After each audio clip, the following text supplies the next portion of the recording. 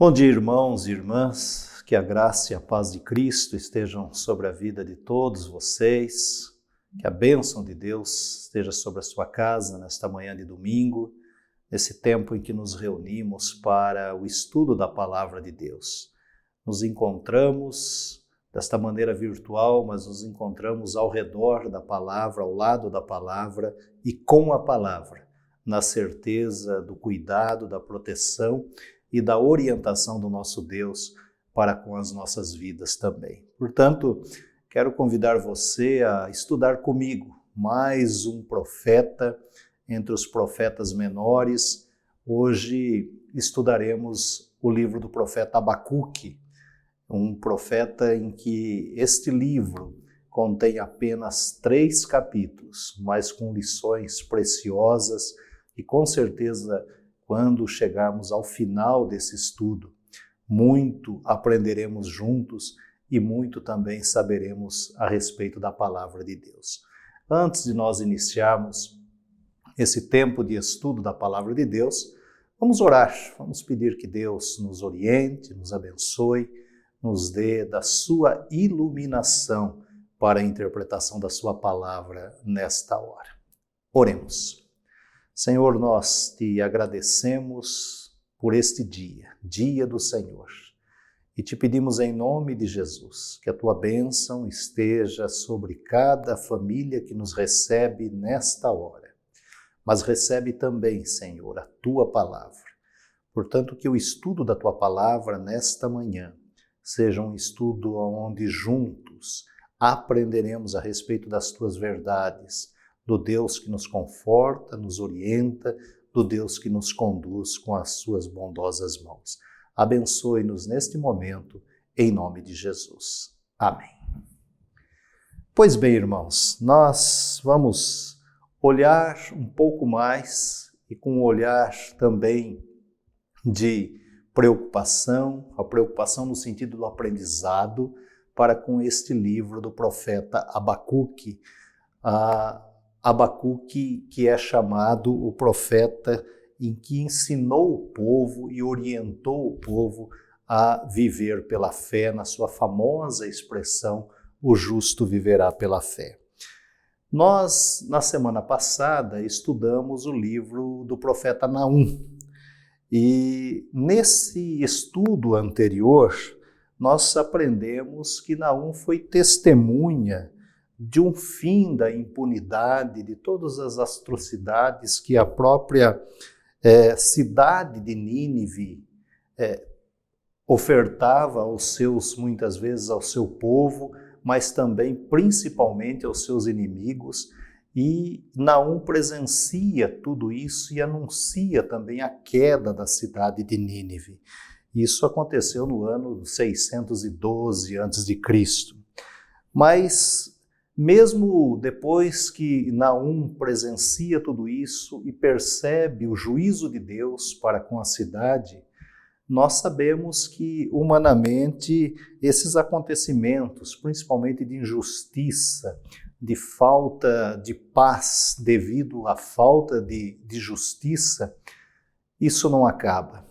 E foi pensando nisso, né, que Deus levanta o profeta Abacuque, aonde nós encontramos a fala do profeta falando de moral, falando de justiça, falando de ética, enfim, trazendo para o cenário da história temas que têm a ver com a justiça de Deus, o cuidado de Deus e a preocupação de Deus para com seu povo. Vale a pena nós recordarmos um pouco aquilo que estudamos na nossa segunda lição desta série sobre os profetas menores, quando falamos a respeito do contexto dos profetas. E Abacuque é um dos profetas sobre os quais muito pouco nós temos de informação. Os dados são muito pequenos. Na verdade, o título do livro não indica o seu lugar, a sua origem, nem o nome do seu pai, da sua mãe, enfim, não há uma referência aonde ele precisamente viveu. Muitas das informações que nós temos são extraídas do próprio livro, da própria mensagem, dentre os 3 capítulos que o livro nos traz.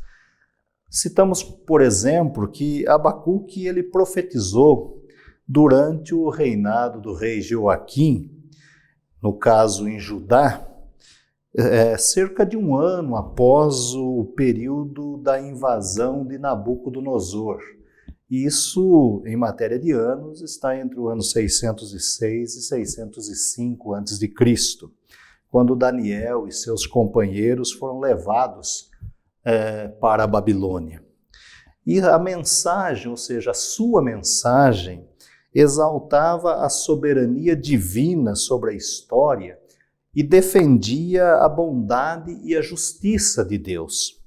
Abacuque, nós podemos dizer que ele é único entre os outros profetas por essa particularidade, pela falta de informação sobre a sua própria pessoa.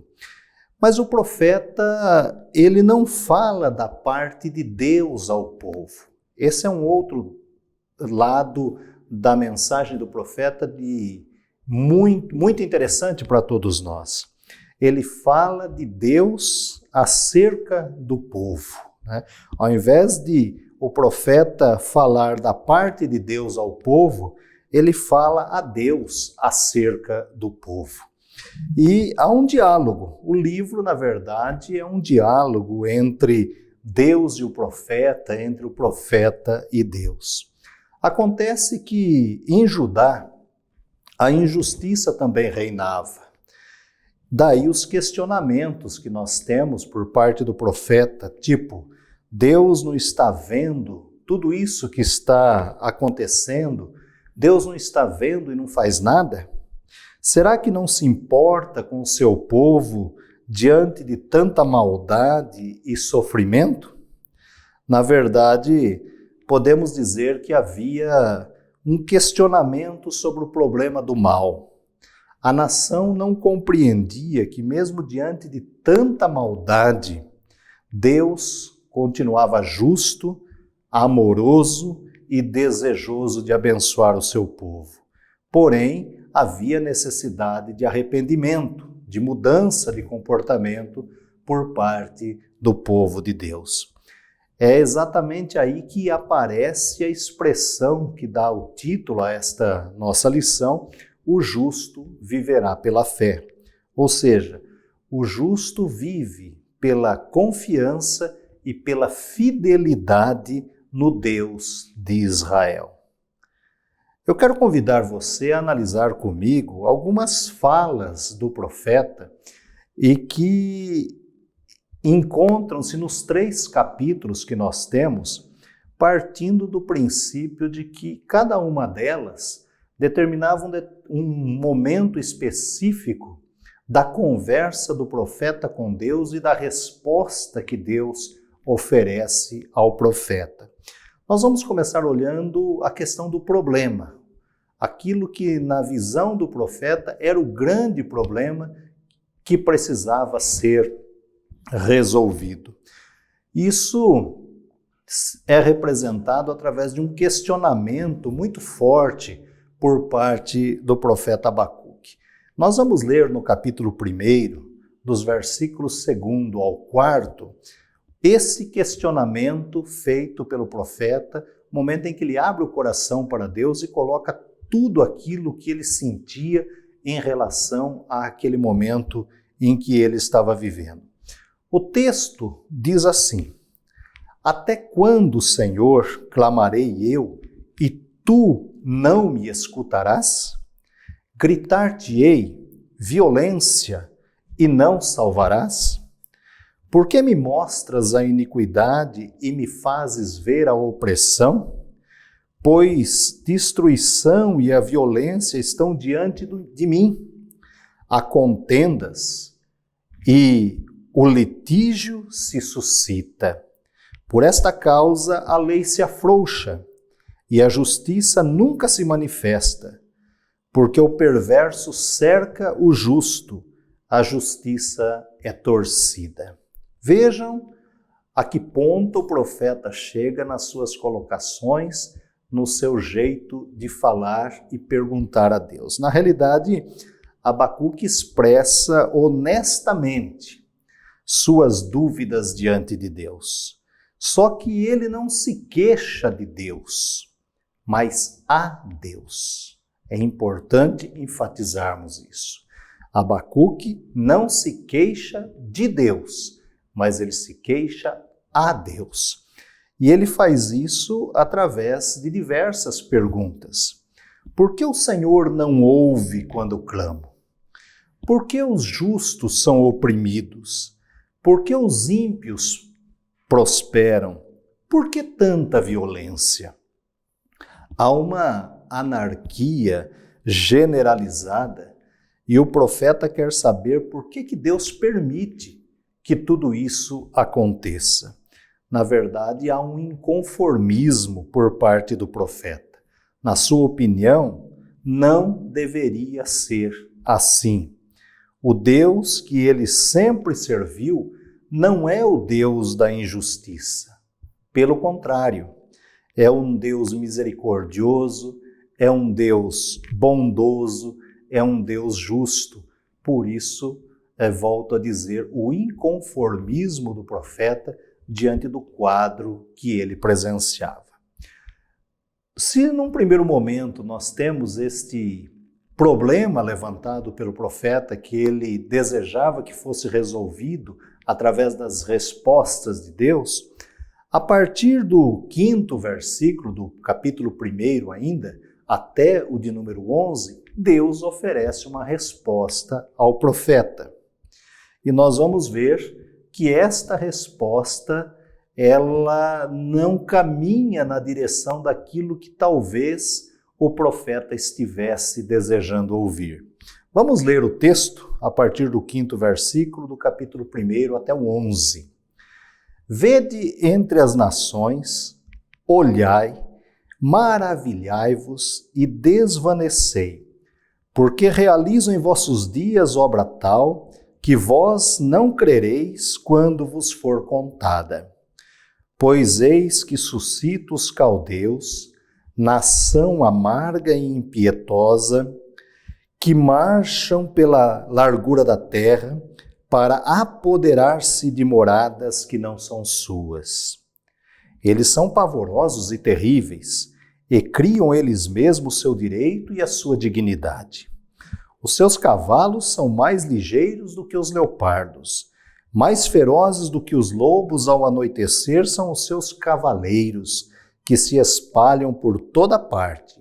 Sim, os seus cavaleiros chegam de longe, voam como águia que se precipita a devorar.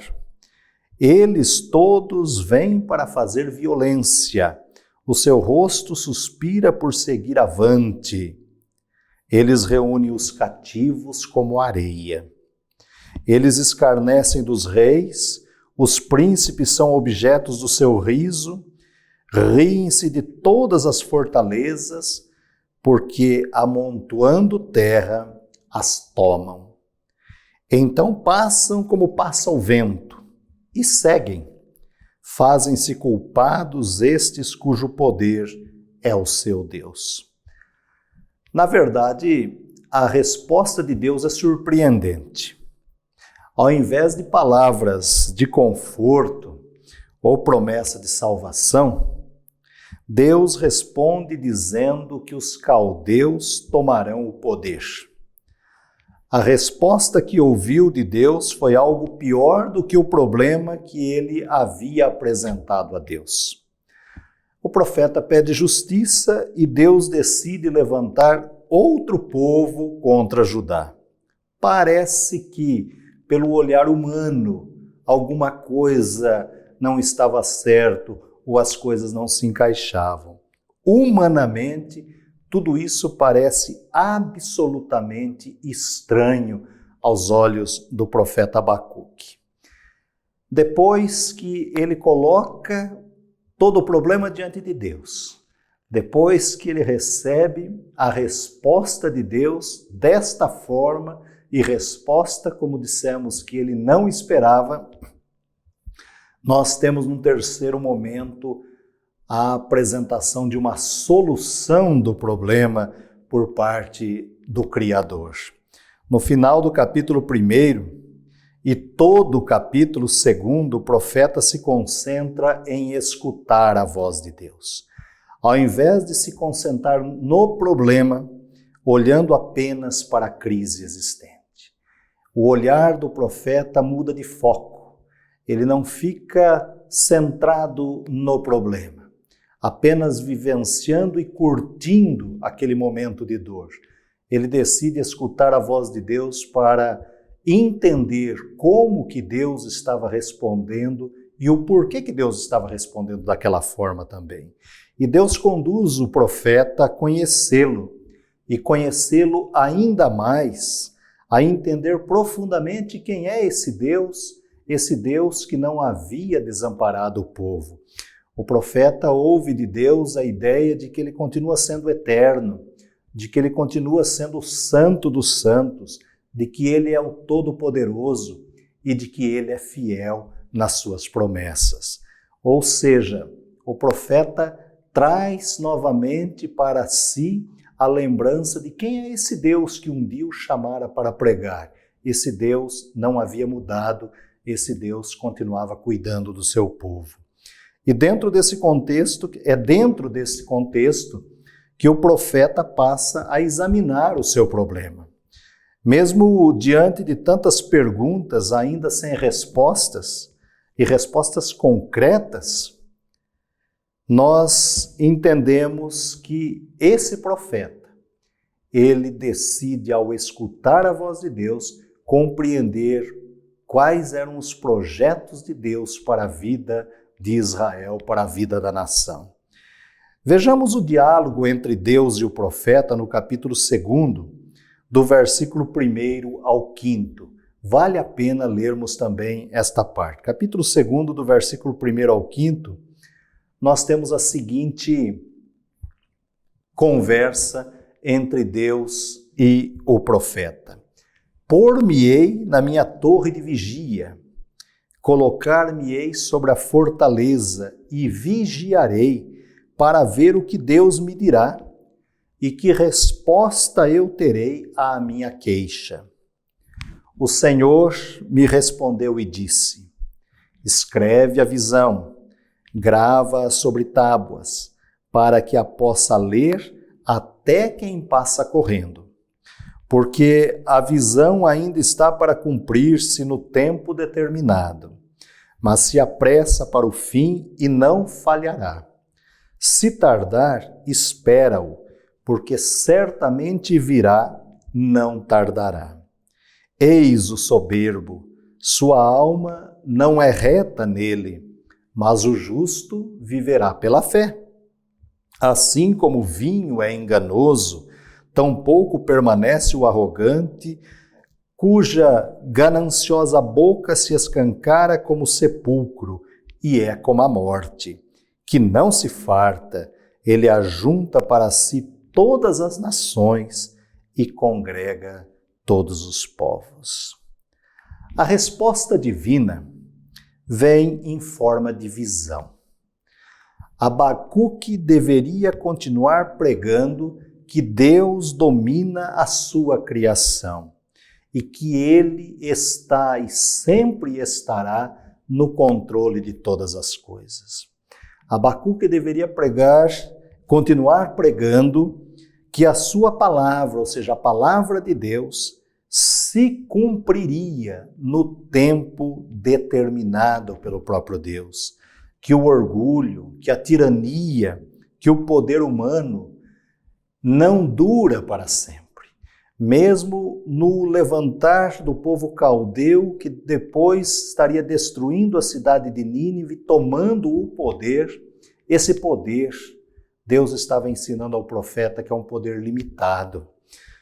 Quando o texto diz o justo viverá pela fé, ele completa com a expressão belíssima do versículo 14 do capítulo 2, quando ele diz que a terra se encherá do conhecimento do Senhor, como as águas cobrem o mar.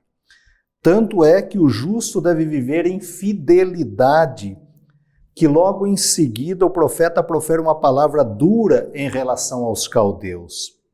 E as 5 ais, no texto lido, no texto que temos a seguir, melhor dizendo, onde nós encontramos as atitudes de Deus em relação aos caldeus. Vamos passar rapidamente por cada uma delas. Entre os versículos 6 e 8, nós temos uma palavra dura de Deus contra a ganância e a arrogância daquele povo. Na verdade, o opressor, ele age como se os habitantes da terra fossem seus inquilinos e que esses estão sempre em débito. E isso tinha prazo determinado, ou seja, num determinado momento isso acabaria. Entre os versículos 9 e 11, fala contra a presunção daquele povo, onde eles construíam belas casas, belos palácios. Eles achavam que com isso tinham total segurança. E Deus mostra que aquilo também tem limite, que tudo que é material se corrói e um dia se destrói. Uma terceira fala que nós temos entre os versículos 12 a 14 é uma palavra contra a vanglória e a violência daquele povo. Eles se gloriavam em construir uma cidade através do derramamento de sangue, através da guerra, através da violência. E o Deus de Israel mostra para o profeta que ele é o Deus da paz, é o Deus que trata o ser humano a partir da paz que o mundo não conhece e muito menos pode dar. A quarta fala que nós temos entre os versículos 15 e 17 fala contra a degradação da dignidade humana. O prazer dos inimigos é ver o mal do próximo, sua dignidade destruída. Daí a imagem da bebida como símbolo de descontrole do pobre e do controle do opressor. Em outras palavras, Deus está deixando bem claro para o profeta que aqueles que caminham com ele vivem em sobriedade de vida, não vivem embriagados pelos problemas, pela ganância, pelo desejo do poder. E fechando esse bloco de ais que nós temos ainda no capítulo 2, entre os versículos 18 e 20, o profeta ouve de Deus uma fala contra a idolatria, dizendo que a impotência dos seus ídolos contrasta com o poder do Deus verdadeiro. Os ídolos são manipulados. O Deus verdadeiro não se deixa manipular. Os ídolos, eles precisam ser construídos e carregados pelas mãos humanas, enquanto o verdadeiro Deus cria os seus filhos e filhas à sua imagem e semelhança e os carrega em seus próprios braços. Total diferença entre o Deus dos caldeus, o Deus do povo da injustiça e o Deus de Israel, o Deus da justiça. E aí chegamos ao último capítulo, ao 3º capítulo, onde temos uma belíssima oração do profeta e também palavras de gratidão. Há na fala do profeta uma convicção do cuidado divino com o seu povo, visto que a idolatria anda de mãos dadas com a injustiça. Na verdade, sabe do olhar justo de Deus diante da injustiça humana, porém compreende que a misericórdia divina nunca abandona o seu povo. O mesmo Deus que se manifestou no Êxodo, lá na libertação do povo de Israel do Egito, é o Deus que em toda a história se manifesta também em todo o tempo. E isso acontece ao ponto dele fazer uma das mais belas declarações de fé que nós encontramos no capítulo 3, entre os versículos 17 e 19. Esses versículos dizem o seguinte, vamos ler. Ainda que a figueira não floresça, nem haja fruto na vide, o produto da oliveira minta, e os campos não produzam mantimento, as ovelhas sejam arrebatadas do aprisco, e nos currais não haja gado. Todavia, eu me alegro no Senhor, exulto no Deus da minha salvação.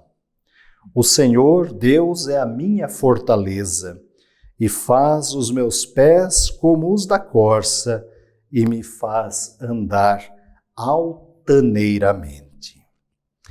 Linda essa passagem bíblica. Na opinião do profeta, ainda que tudo humanamente venha a falhar, ele manterá a sua fé no Deus Criador. Nada muda em sua espiritualidade, pelo contrário, se sente fortalecido e convencido pelas respostas de Deus. Não há o que duvidar, pois Deus continua e sempre continuará soberano sobre todos os reinos, sobre todas as coisas. É Deus mesmo quem assume a causa do seu povo, é Deus mesmo quem luta em favor do seu povo. Esse povo tão somente necessitava viver pela fé e manter-se fiel a esse Deus verdadeiro. Enfim, irmãos e irmãs, diante desse quadro e deste resumo que fizemos destes 3 capítulos, deste pequeno livro, mas deste grande profeta, chegamos à conclusão que a marca do verdadeiro profeta é a marca do inconformismo com o seu tempo. O verdadeiro profeta, ele está sempre inconformado com aquilo que está acontecendo no seu tempo, de uma forma muito específica em relação à injustiça.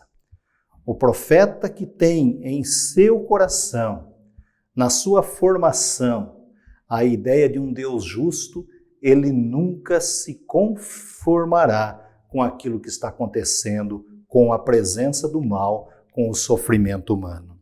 Assim como o profeta, nós também temos os nossos porquês, nossos questionamentos diante de tanta injustiça. Quantas vezes também não perguntamos por que o ímpio cresce tanto, prospera tanto? Assim como o profeta, devemos expressar sim as nossas dúvidas diante de Deus, mas nunca nos queixarmos da atuação divina, da ação divina e, principalmente, nunca duvidarmos do agir de Deus na história. Na verdade, cabe-nos o dever de escutarmos a voz de Deus, mas também prestarmos muita atenção nas suas respostas. Isso se faz através da fé, na certeza da eternidade divina, do Deus que tem todo o controle e de que sabe de cada momento, de cada detalhe das nossas vidas. Vale a pena crer e ter a convicção de que impérios como aconteceu primeiro com os assírios, depois com os babilônicos, enfim, impérios sobem, impérios, porém, caem, porque o poder divino é que prevalece, o poder divino é eterno. Carecemos reconhecer que nem sempre a resposta de Deus virá a partir daquilo que nós planejamos. Isso é algo que precisamos trabalhar na nossa espiritualidade. Nem sempre Deus responderá do jeito que desejamos que seja a resposta, mas é preciso crer que as surpresas de Deus acontecem segundo o seu planejamento. E essas surpresas de Deus são sempre boas, são sempre agradáveis, são sempre abençoadoras. É daí a expressão do profeta, e podemos compreendê-la melhor agora, quando ele diz que mesmo que a figueira não floresça, mesmo que a videira, mesmo que a oliveira não deem os seus frutos, não produzam mais, mesmo que os animais também venham a produzir, ainda que nós continuamos confiando no Deus verdadeiro, porque é Ele que tem o controle das nossas vidas e sabe o que é melhor para cada um de nós. Na verdade, o texto bíblico nos convida a viver pela fé.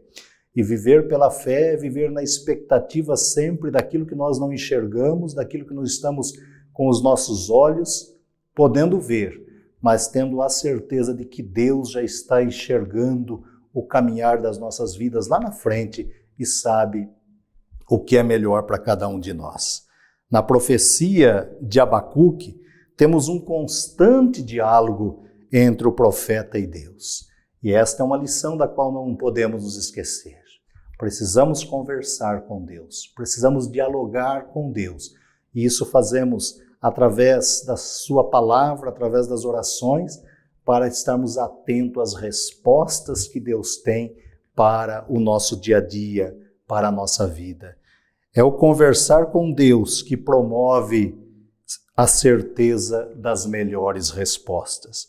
No diálogo com Deus, surge a atitude de fé e de esperança contra toda a desesperança, contra tudo aquilo que de mal existe na nossa sociedade.